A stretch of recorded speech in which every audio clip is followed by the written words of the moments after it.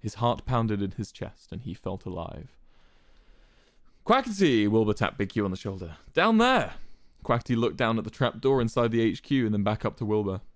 With a little hesitation, Quackity gently raised the hatch and took in the sight of a totally dark room, stirred with dust and smelling of sulfur. He turned back to Wilbur, who was eagerly waiting with a straight posture, smiling in anticipation. Quackity, never one to disappoint, descended the ladder into the darkness. Wilbur and Ranboo followed behind and shut the trapdoor. Now, Quackity, Wilbur began, you may be wondering why I brought you here.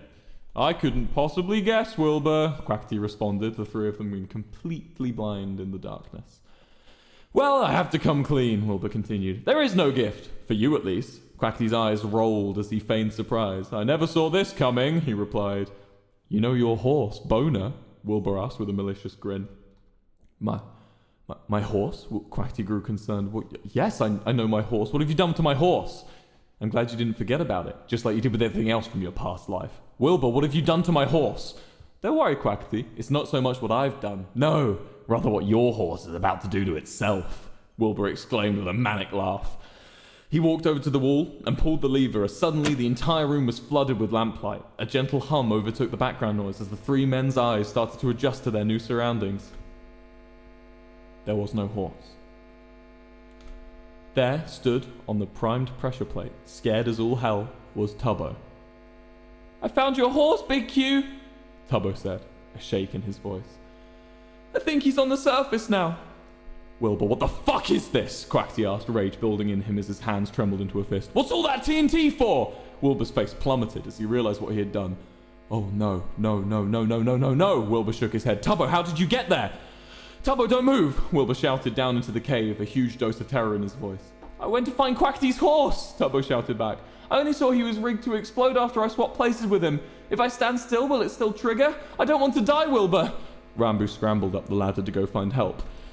You won't die, Tubbo, it's fine, just stay still, I'm coming to get you, Wilbur said, placing his palm against the glass. Wilbur, what have you done? Quackity asked, shoving Wilbur up against the glass of the viewing platform. It creaked gently under their weight. You want to kill Tubbo to prove a point? You knew he'd come to my aid.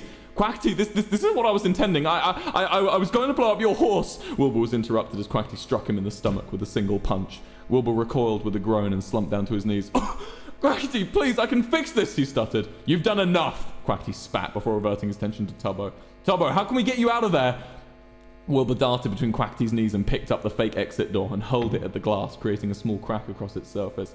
Tubbo, I'm coming to save you, he yelled. Thank you, Wilbur, Tubbo stammered. Wilbur picked up the door again for another throw, but before he could even lift it, Quackity had tackled him to the ground. I said you've done enough, Wilbur, Quackity said, overpowering him, desperately struggling to pick up the door again, blood trickling down from his nose. Again, Quackity turned his attention to Tubbo. Tubbo, don't move. What can I do to help?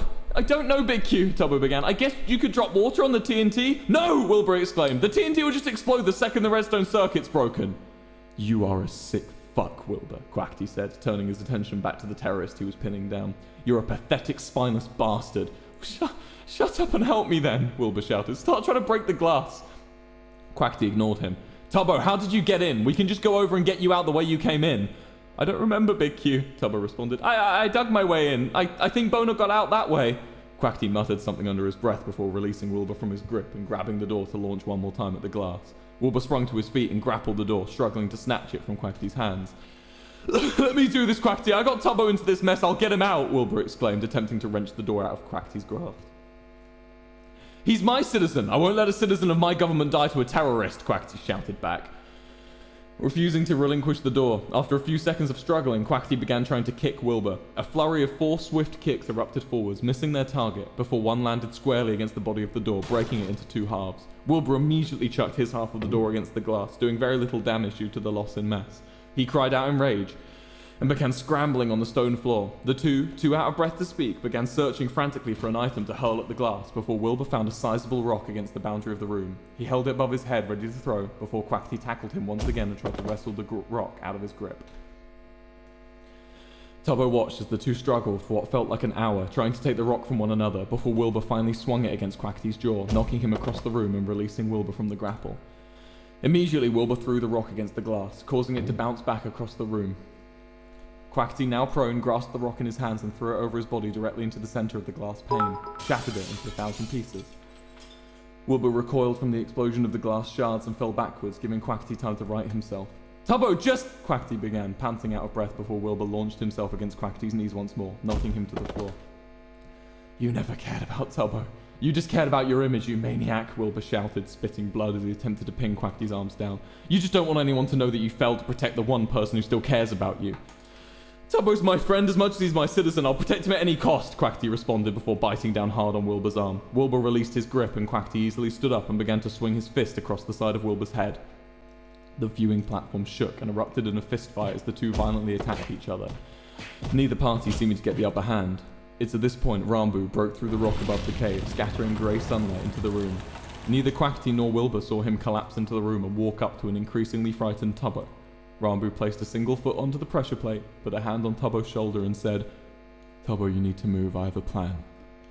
Without hesitation, Tubbo scrambled towards the ladder connecting to the cavern to the viewing platform and he climbed it. He turned back to look at Ranboo, who smiled at him with the kind eyes he remembered, and Tubbo smiled back. Once Tubbo had ascended the ladder to safety and curled up in the corner, Ranboo began to shout, Wilbur, Quackity! The two immediately stopped fighting and looked down at the new voice. Ranboo stood firmly on the pressure plate. Ranboo? Quackity said, a cold shot dragging down his spine. Where's... He looked at his left and saw Tubbo, curled up in the corner with his eyes firmly shut.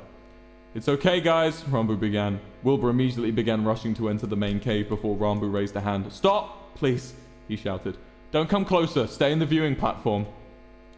Ranboo, I'll go find something heavy. Just stay there, Wilbur began, but was interrupted by Ranboo shaking his head. I have an idea, he began, his words echoing around the cave. I know what to do. I know how to defuse the bomb and make you realize how frivolous this whole thing is. He smiled. But tell me, Wilbur, Quackity, the burgers were good, right? Yes, Wilbur answered, instantly reacting. They're the best, Ranboo, and they'll continue to be the best. Let me get you out. No, Wilbur, I just wanted to know. But it was never about the burgers, was it? Ranboo said. Ranboo smiled. Ranboo jumped.